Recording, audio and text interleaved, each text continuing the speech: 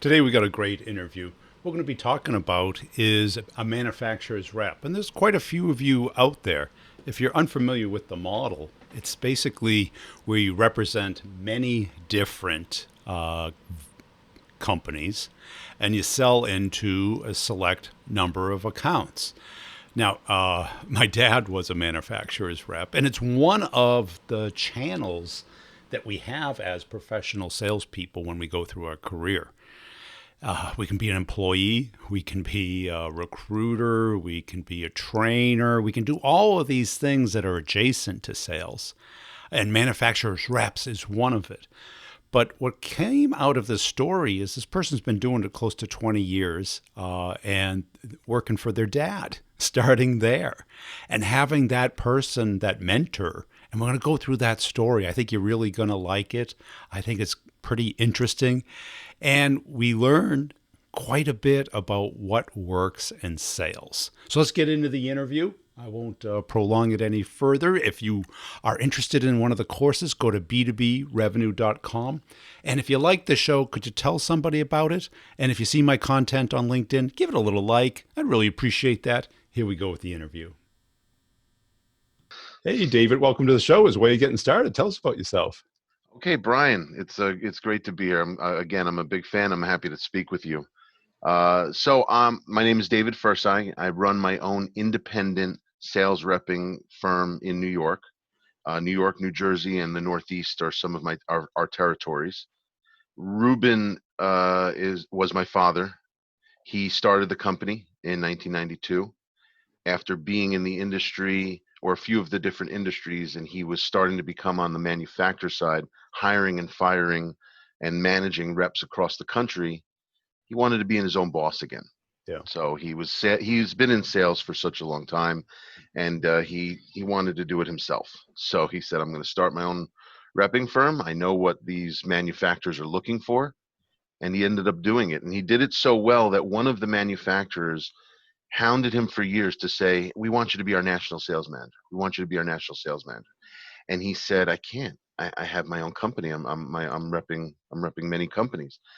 Until the day I came into the business. When I came into the business, that allowed him, he said, I'm gonna teach you. You're gonna go out on your own. You're gonna be great. But now this company that's been hounding me that we already rep, I'm gonna make a deal with them to be kind of like their national rep. So he never was hired from them. He was a consultant. Okay. And Yeah. it allowed him to travel the country and work with them and stay local and work with me. So you represent one company or multiple? 8. Eight. I represent I represent 8 different manufacturers, all in the B2B market, selling to value-added resellers, integrators, or through wholesale distribution. And they're all in the same security and intercom and access control realm. So they're all in the same type of electronics and services. And you like this model? I do, and I think it's very valuable as well, because if I go into a customer, yesterday's a great example. I went into a customer, they're looking to add one of the manufacturers I work with as their product line, just as an offering, and they wanted to learn more about it. So they said, we want to learn more about it. We've been seeing it pop up. Okay, good. I went in, and they know what I do. They know that I'm a multi-manufacturer rep. So at the end of the meeting, I find a way to, after hearing them and after hearing what their business is more about and what their needs are, in my head I'm thinking, I've been talking about this one company the whole time, but I know that they would really get a kick out of this line from what they said 20 minutes ago. Yeah. So it rolls into it. And again, at the end of the day, being a multi-line manufacturer's rep, as long as you call me, makes me happy. I'll tell you something. There's a lot of things that I can say that my father taught me well. And the one thing that he said that made him feel so good was when a customer called him with a question about another company that he has no association with. It just, because he said, I'm on his mind. Yeah. That's just, it was a great feeling. Well, you become kind of the expert, Mm-hmm. an extension of their team. Yep. Right. Yeah, that's the thing. One of the things I like to say about the type of B2B sales is, I'm not selling you something and walking away. I don't make money unless you make money. You have to make money first. Okay. That's where There's you no, get the money. that's right. You have to make money first. And especially in the beginning, there's been a couple of times, and this came directly from my father in teaching, and the going overboard with the service. There was a company that once said, listen, you've been fantastic, but this is a small deal. You're making nothing on this. And I said, listen, I'm going to be truthful with you. I could care less about this one sale. I'm looking at the next 50. Yeah, Okay. That's what I care about. I'm in this game to be with you for a long time. yeah. Okay. Whether you're with the company you're with now, or whether wherever you go, we become friends. I see that you have integrity. So I'd like to do business with you wherever you go. And And that's, yeah, and a lot of reps don't have that long-term view. yeah, especially if you started to do some certain types of sales that it's, instant gratification. I sell you a product or service, you're using that product or service, and I'm out the door.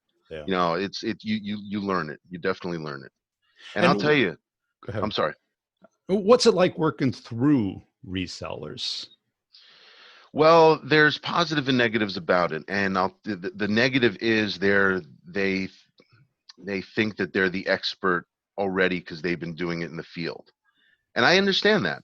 Listen, Yeah. I understand that. I go into somebody that's been doing this for longer than I have, and they have more experience than me. Maybe they're an installer. Maybe they do certain things that I don't. I'm just promoting, marketing, and teaching about the products I work with. It's hard to get them to get in a vulnerable state to say, listen, you have value to give me that I don't know. They don't like to, especially in New York, that if they don't want to be told. So you really have to earn their respect, earn the credit Yeah. with them. And do you have a geography or do you have the whole country or So in with each manufacturer, it could be it's different different? because I have independent contracts. So mostly it's Metro New York, New Jersey, a lot of time, and no, actually, most of them it's all of New York and New Jersey. So I'm downstate near Manhattan, where most of the business is. But Yeah. I'll tell you, Buffalo and Rochester, upstate New York, I do travel up there on a normal year, 4 or 5 times. Yeah. Spend 3 or 4 days. Now my dad was also a manufacturer's rep. Well, really? Yeah. Oh, Yeah. interesting. Yeah. And the packaged goods products like board, cardboard, Hmm. tape, stuff like that. And he liked it. He liked the independence, but there was also the constant churn where they start going direct.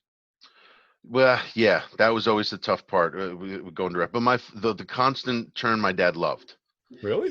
Yeah, he was a night owl. He'd be in his office until 2:30 in the morning sometimes, playing on YouTube, learning something, or making sure an email that he wants to send the next day is going out well.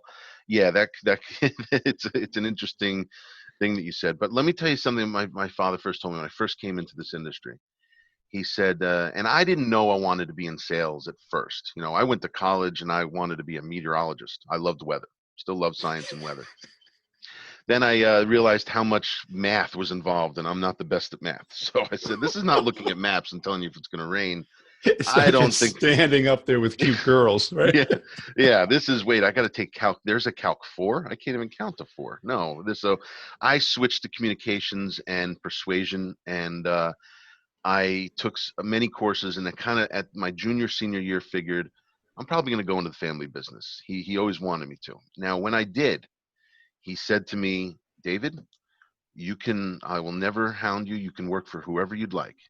But if you're going into sales, if you're going to be in this business, I want you for a year. He said, I want to be able to work with you every day and teach you. I don't want you going somewhere else. And then when you come back, I have to undo what they did. Okay. And the most valuable thing he said to me, I remember like it was yesterday, almost 20 years ago, 18 years ago. He sits me down. He gives me his ACT program, his Rolodex. He gives me his book of cards. He said, and this is before MapQuest, Garmin. He says, you're going to have to pick Brooklyn, go see five. He says, your job for the first year is to go make friends. You're good at that. Go make friends. How many times will it take you? See all these contacts I'm showing you? How long do you think it'll take you to go visit each one of them? I said, it's going to take me a long time. That's why your job is not to sell right now. Your job is to go make friends. You get it, put your clothes on, get in the car, bring literature. You don't know what they're going to ask for. You don't know anything. You don't know. Go in the car, go visit them. Hi, my name is David Fursag with Rubin and Company. You probably know my father. I just wanted to introduce myself, say hello. I'm still learning. Never pretend you know more than you do. That's a big thing, and I still do that to this day. I'm always nervous that a customer is going to catch me thinking that I know more than them, or I'm trying to teach them something where I'm wrong. I put my hands up and say, if I don't know the answer, I will get you the answer. That's for sure. But yeah, that first year, he said, just go make friends, and then travel around. Your job is to make friends Yeah. because you're going to be doing this for a while. You need to have friends. And I was always worried about, I don't know the products. I don't know this. And he would say, that doesn't matter. Go make friends for the first year. Now, in hindsight, I know in his head he was thinking it's not going to take a year. Not gonna take But a year. I would go, he didn't want me to go in thinking I had to do too much. That Right. wasn't the job then. The job was to go make a name for myself, use his name because he's been in the industry. So I would go around. Hi, my name's David Fursag with Rubin and Company. You know my father? Yes. Oh, you guys rep this. After just a couple of months, I started picking things up. I started, and then I would come back and say, oh, this guy was interested in this. This is what I need to do. This is what I need to get. So I anybody new in the industry, I owe the big piece of advice I get, especially other industries that are, small but big industries. In the beginning, don't focus so much on that. The Focus outcome. on making the relationships. Yes.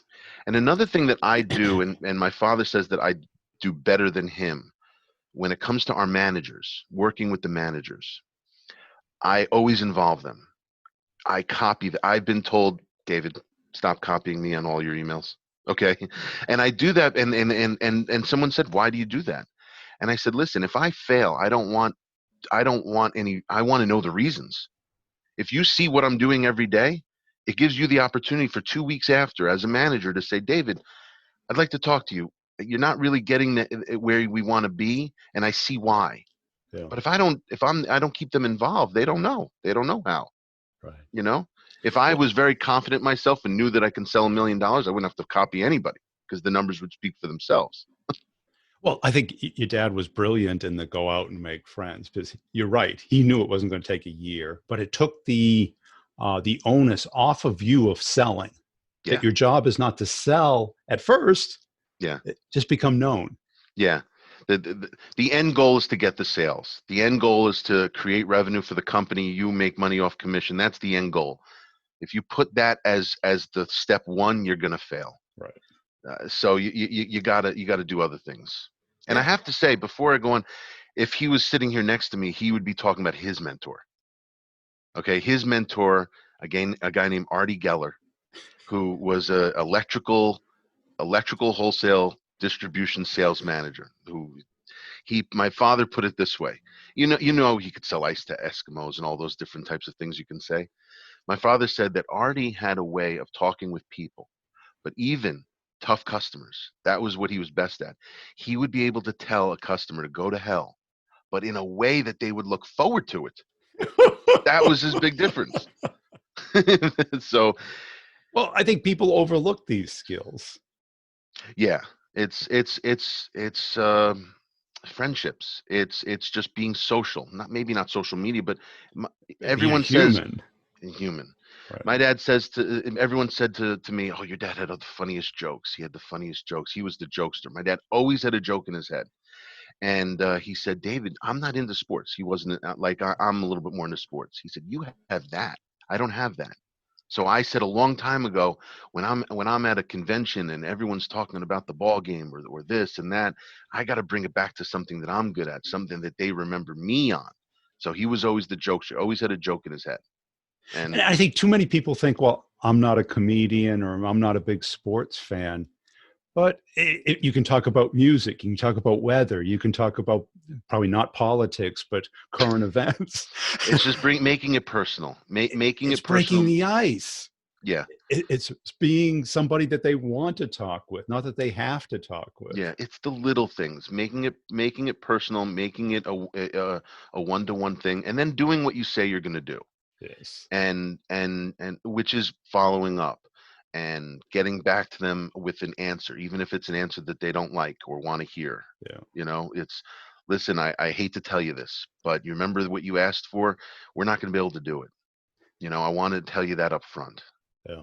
And what was that first year like? Well, before before GPS, it was interesting. Oh, I was I like remember. the 2 year. I was doing this for 2 years, and I remember having all the boroughs and the maps in my car right at the thing, having to figure it out. But those 2 years, they were fun. First, I learned how to get around. Okay, I learned how to get around. I learned that this business is about people, and people leave. I joke around still saying in certain industries your business cards should be more like baseball cards.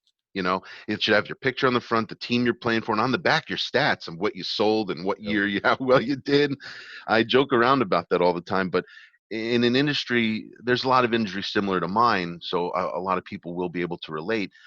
But that first year was fun because I was getting to know people. I would get home and I would say, "Hey, Dad, I met this guy and this guy and this guy." Oh, yeah, he would tell me stories. And as time goes on, those stories and then me seeing them again, and then I become part of the news stories.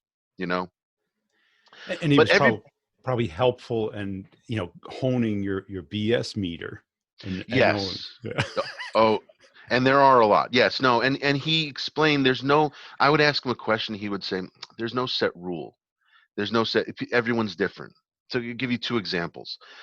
I say to a lot of people, especially in the beginning of sales, advice I give, because I like to give advice to my customers because they're salespeople. Okay. So sometimes when they ask for advice, I'd like to say, here's just one little example. You're making a phone call, get off the phone with them before they get off the phone with you. Okay. You don't want to be known. If they get off the phone, oh, I had so much stuff to do. Oh, I was on the phone with David for so long. You know, always get off the phone unless and there's exceptions, unless you get that type of person that I like to call a talker. They love to tell stories. They love to talk. And those you have to feel the conversation out. You know, Unfortunately, it may cost you your time, Yeah. but you have to let them go. But majority of people who are busy in the day to day, it's like an art form. When is that conversation getting to the point where am I wasting your time? Diminishing return. Yeah. And then it's what you know what I got a bunch of things to do. I know you got a bunch of things to do. I'll send you an email. We'll talk about the next time we can get on the phone. All right. Yeah. I have work to do for you. Yeah. So everyone's different. And when did you start to get your groove? Was it that first year? Oh, Or? good. No, no. Um, the first couple of years were pretty smooth, and then there was something interesting where we would argue a lot more because I was becoming a teenager in the sales business, meaning I thought I knew everything, but I Cocky? didn't. Yeah. So we would argue a lot more, a lot more. There was a few years where we were arguing a lot. We never took it personal with business, and then there was the love. Okay, and then I would say about 5 years ago, I noticed that we're not arguing anymore. You know, and I think it was because that time evolved so much to the point where there were certain things where I took over that he didn't even know what was going on, so there was no reason to involve him. Obviously, there's the YouTube era, social media, LinkedIn era, where he was a little lagged about it, and I took over where he was coming to me for advice on how to do certain things with it. And I think that as he got a little older, he was understanding. He loved to tell people how proud he was of me, and I know that, and I'm grateful for it. And I would say 5 years ago, 5 years ago, he saw the torch was being passed. Yeah. He was still the man. Oh man, you should at a trade show, especially with a bunch of old colleagues. And my dad was up until he passed 75 years old. And last year, being at trade shows in Vegas and in New York, and at the bar, he would 4 hours of sleep. Yep, let's get up and do it again. He loved it. Yeah. Loved it. And there's a lot to be said for that longevity within an industry. That when you know people for decades. Yeah, well, it can go the other way. True. Some people have the negative a negative reputation for that. But yes, there's when you're in an industry for so long, you're building your own reputation. It's in your hands, Yeah. and you can always change.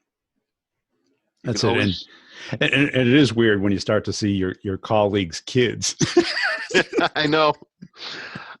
I know. I know. Wait a It's happened. second. It's happened.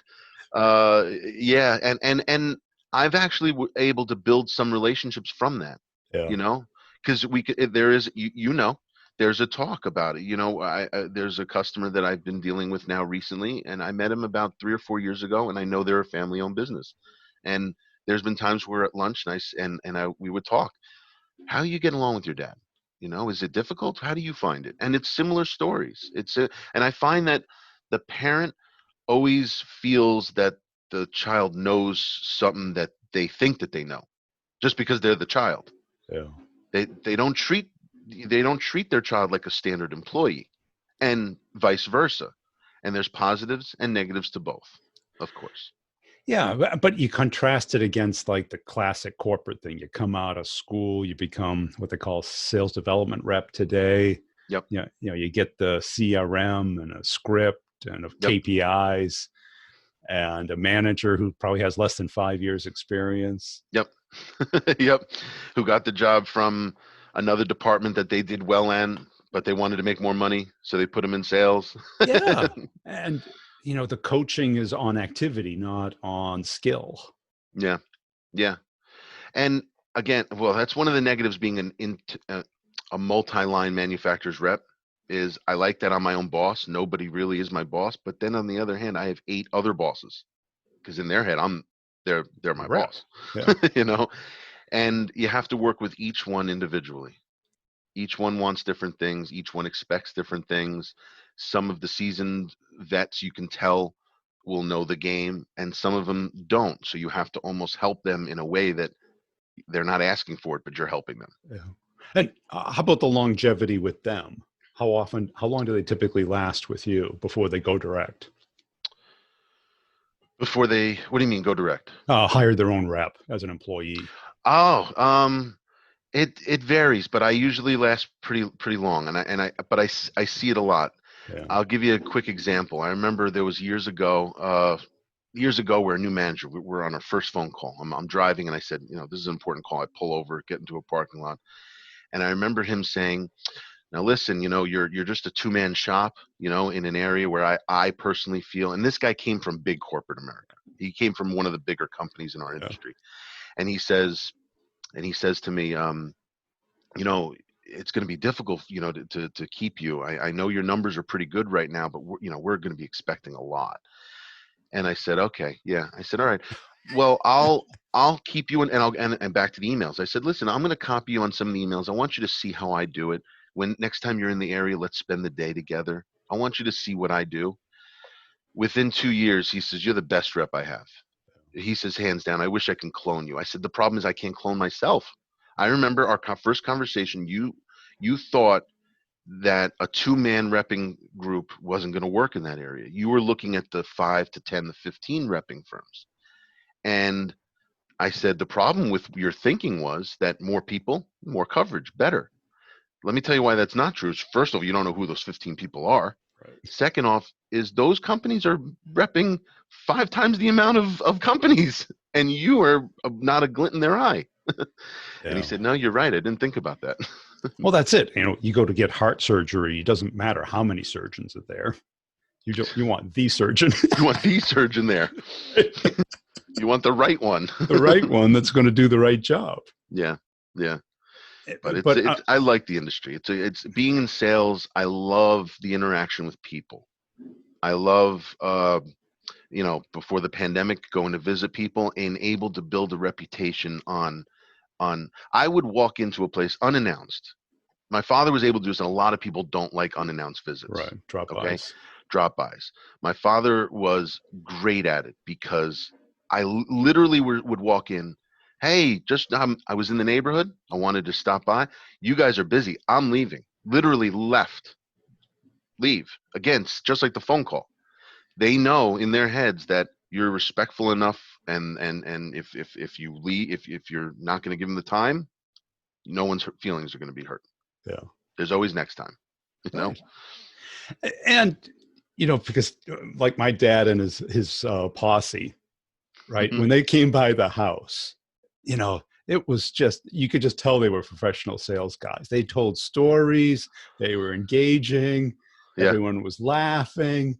Yeah. You could just see why that when they go into a company, people want to talk with them. Yeah. Yeah, it's that type of person. It's a type of breed.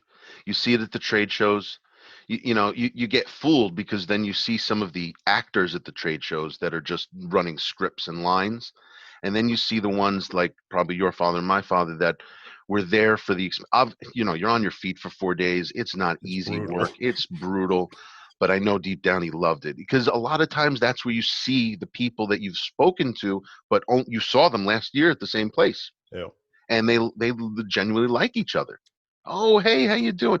I'll tell you a story, a quick one.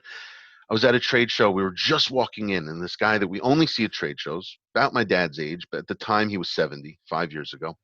They're standing there, and my dad, the jokester, says, I got a joke for you. She starts telling a joke. So there's three of us just standing there in like a little triangle. And I've heard this joke a million times, so I'm doing this. And then it dawned on me. My dad told the same joke to the same guy last year Years at the ago. same show, and I look at the guy. He has no idea. The joke finishes. They both laugh. They hug. They kiss. We'll see you later. I said, Dad, do you realize I think you told him that same joke last year. He said, Did I? Did he realize? I said, I don't think he realized. He goes, Who cares? Right. A year's a long time. Oh, yeah, a year's a You long heard the time. joke a million times, so you remember A million times. it. Yeah, What do you wish you learned earlier in your career? good question. A few things. Number one is that you're never going to learn everything, Yeah. especially in technology. It's. I remember thinking like, I want to know it. I want to know what to do. Well, you're never going to know it. You're going to be able to get as many tools in your suitcase as possible, and you're going to use them the best you can. But knowing everything as technology evolves, it's never ending. It's Yeah. it's it's always happening. And where do you want to take your career? Is this your life? Is this your This is my that's life. it? I want I would. I mean, we were planning to start to add a junior salesperson. Yeah. Um, in January, we were talking about it. After everything that's happened, it's just not feasible, and we need the dust to settle. Just Yeah. because we don't know what's happening in many industries across the country. So, Yeah. my idea is to strategically have. I said junior salesperson on purpose. I know that's like an old school type of thing to say, but my father's days in Newton, he explained how he was taught, and I want to do it the same way. Bringing an industry vet in would be nice if the revenue was there, and then just to upkeep it and increase it slightly. But in certain areas of my business, I would like to do what my dad did to me. I want to bring in a young person that's wet behind the ears and say, this is what I need you to do. You do this. Don't worry about the sales. The sales will come. I need some weight Right. off my back by doing A, B, and C in this area. Okay. You do that for a certain amount of time, you will be successful. Yeah. And then as that happens, I'd like it to grow to a different section. So I would like to expand eventually, but this time it's very hard to think about that. And is there much of a roller coaster to it, or is it more consistent than? I find that it's always balanced. Yeah. Like if you lose a line, you gain another. If this company is struggling for whatever reasons, the others are keeping up. It's always a fight. It's always a struggle. But if I look back at the history, I find that it has a tendency to working itself out. And when did it become a passion? How long did that take? I mean, you had to give up meteorology. No, no, that was right away. But why I laughed is I remember my dad always reminded me of this when I first started that first year. I remember saying to him, "Now, Dad, I'm not going to be like you. I still I value my friends. I want to go see my friends after work. This is going to be like a 9 to 5 for me." He always threw that back in my face because as years went on, basically after the first 3 years, I was after college. I went to live at home, and about 3 years later, I moved in with a couple of friends. And then he saw emails happening at 10 o'clock, 11 o'clock, 12 o'clock at night. He would always reply hey, well, how's that 9 to 5 working out for you? You know, Yeah. so I guess over time it gradually increased the passion for it, the waking up and saying, how am I going to make money today? Yeah. And I know it's not instant. I know it's, people ask me all the time, I come home, my father-in-law will say, oh, did you make a sale? I'm like, it doesn't work like that. But No.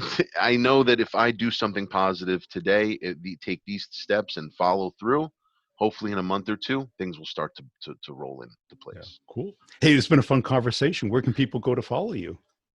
Well, our website is www.rubenandco.com. I'm on LinkedIn, David Fursig. I love meeting new people and seeing new people, and meeting you has been the highlight of my month. This is fantastic. I love your videos. You need more in your life. I love your walks. One day I want to come on a walk with you. Yeah, definitely. Independent manufacturers rep in the security, access control, and intercom realm of New York, New Jersey. And you find me and I'll talk to you. Yeah, I hope you liked that. I like that idea of spending that first year setting the expectations that you're just to get to know the market, introduce yourself, uh, learn about the other person, ask questions, be friendly. Instead of just focusing on being a friend, being friendly, having them want to talk with you. I think I like that idea because it takes the pressure off of both the salesperson and the client, that they don't have to sell anything. They don't have to perform a sales thing. The idea is to get comfortable with both talking to the client and listening to them. I think that's all critical. And we forget this. We're all focused on the transaction. And the transaction is important, but we forget that our need does not create someone else's want. Now, I hope you enjoyed that. These are some of the things I teach in Start the Conversation, Get the Meeting, but it's more of a framework. It's a step-by-step process. It's a mindset of thinking like the client and approaching them the way they want to be and building it up into what you want it to be, a business conversation. And there's nothing more powerful than that. The pitch, unless they're in market, who cares? Nobody turns on the TV to hear a commercial. Nobody turns on a podcast to listen to a commercial. People want help. People want to be entertained. People want to bond with another person. Go to b2brevenue.com. Check it out. I put up a video that describes and answers most of the questions about the courses that I get in the calls. You can still schedule the calls. I just did that as a way of basically being able to connect and answer any additional questions. So we'll see you there. Make sure you're checking out the other two podcasts, Start the Conversation, Get the Meeting, and the sales questions, brutally honest answers, and the B2B Revenue Leadership Show. We'll see you next time.